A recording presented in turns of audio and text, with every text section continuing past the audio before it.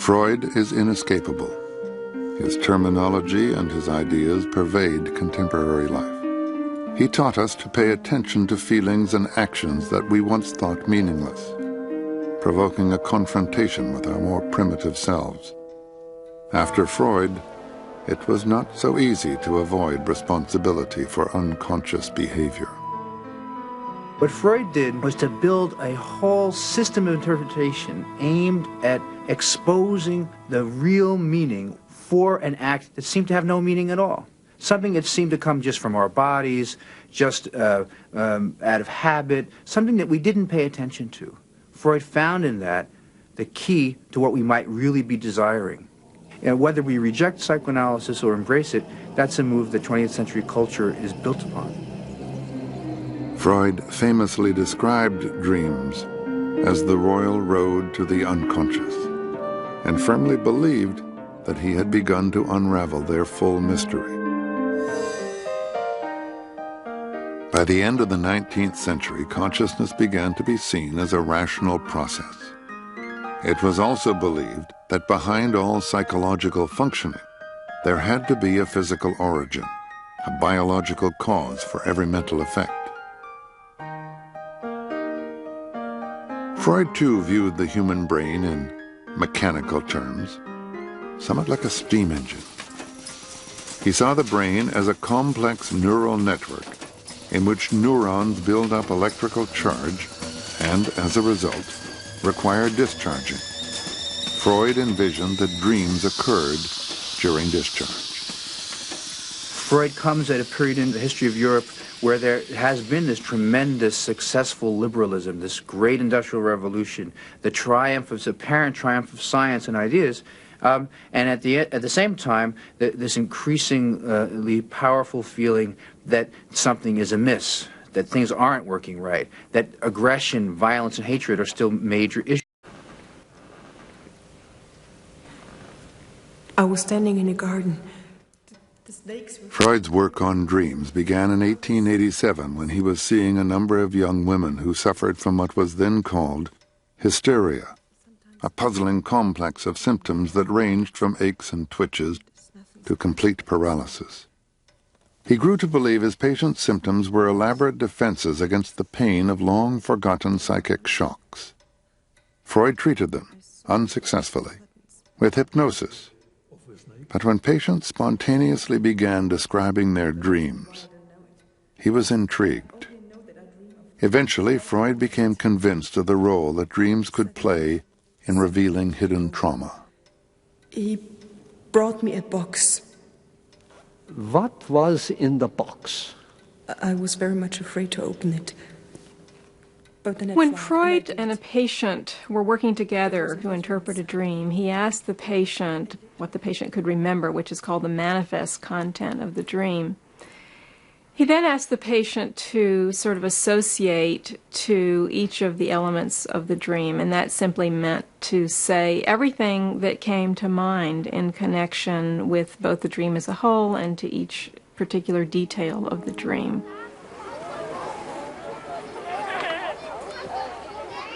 Freud's interpretation of the meaning of dreams was based on his larger view of human nature. He saw us as basically selfish animals driven by aggressive urges and the desire for pleasure. We learn how to repress our animal impulses as we grow up in order to get along in society, but we never totally conquer our primitive selves.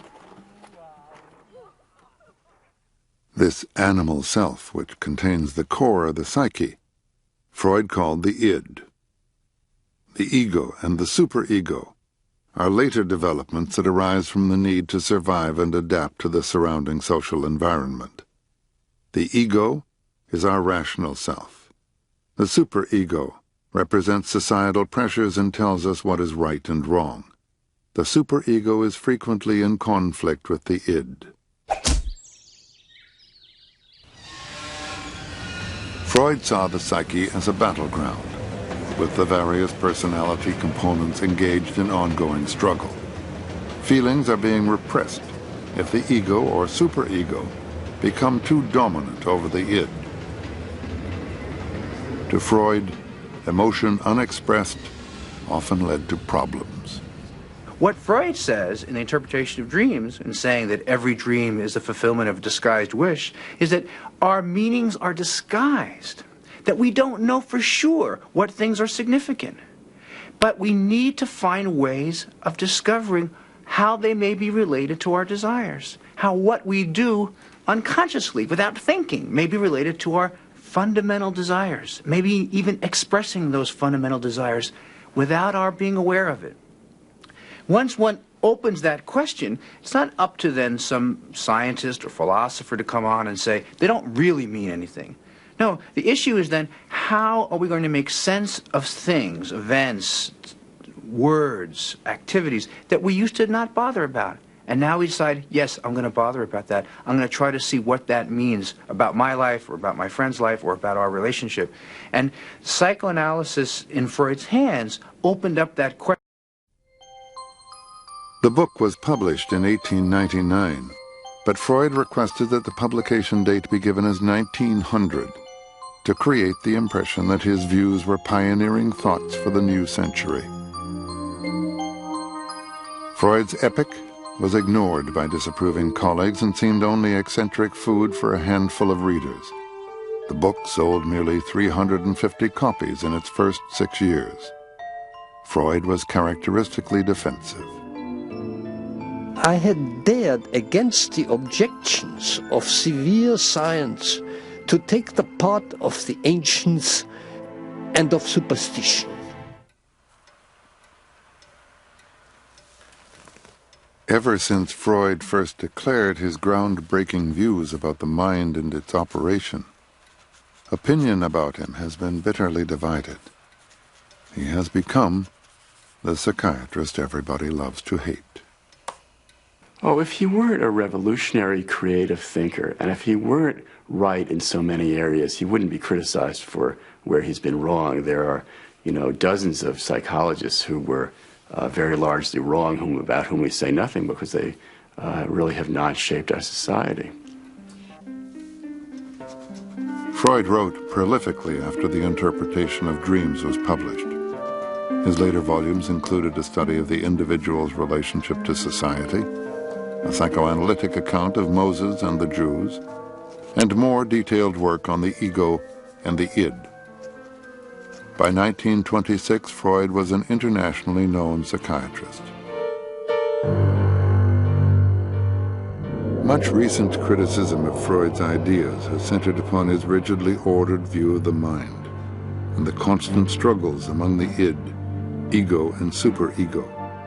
Research now suggests that rather than continually competing with each other, the different personality components actually coexist as partners. Dreams are much less important, even in psychoanalysis, than they used to be. In fact, I think a lot of the impetus for dream interpretation today comes from patients who expect that ought to be part of the therapy and who, unasked, bring in dreams. And I don't know whether that is a matter of fashion or a matter of technique. I mean, psychotherapy today is so focused on concrete circumstance and external circumstance, and it's so much pressing for quick change that it may be that the dream is not the royal road or the best avenue toward the kind of information that therapists want to deal with. I was lying there, and there were thousands of snakes and of spiders.